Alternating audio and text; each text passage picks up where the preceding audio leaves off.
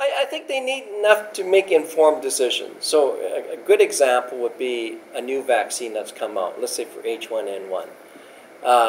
As you know, there was some resistance to taking in this new vaccine that the Canadian government had developed because there was uncertainty about this vaccine for H1N1. And the uncertainty question was, well, how safe is this vaccine? What would happen if I don't take this vaccine, but if I get this disease? Will I die from this disease? Public is interested in, for example, when H1N1 first came out, the demographics of the disease, the socioeconomic factors on this disease, the high risks. Am I likely to be contracting this disease through exposure to high-risk individuals? I mean, these are the things that it's good for the public to know, the demographics of the disease.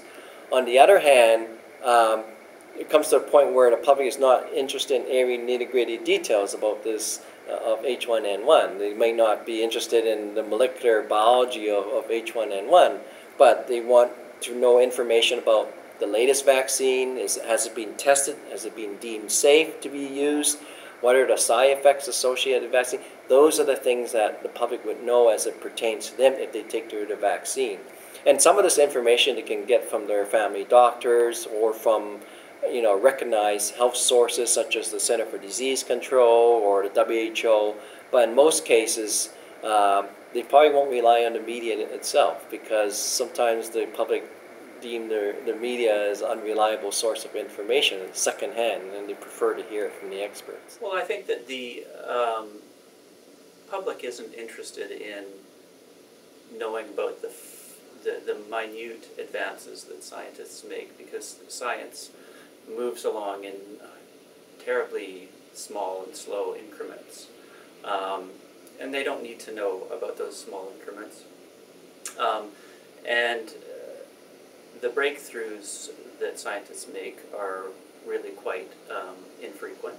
We have to inform the public, but also inform at many different levels. I don't think there's one way to inform the public, and many different ways. I think it's very important to have some information go out that's very simple messages to get the point across.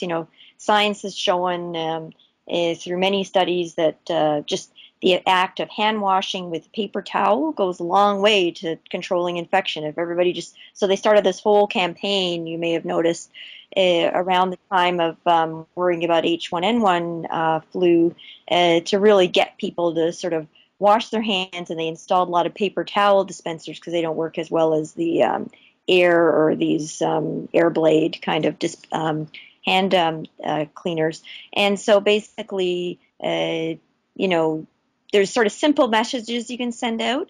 Then there's sort of a little bit more information you can send out, I think, that gives people a sense of, that things are moving forward, gives people, optimism and sort of good PR, basically, that it's working and it's worth devoting some money to science.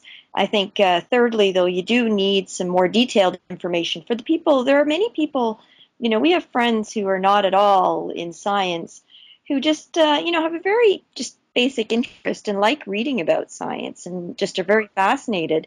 But as very much a layperson, but they can get into some detail if you're really, these are, there's a lot of smart individuals out there, and they can really pick up a lot of information. So you really want to have, I think, these different levels of information, and ideally, that should be coming from a lot of different kinds of people too.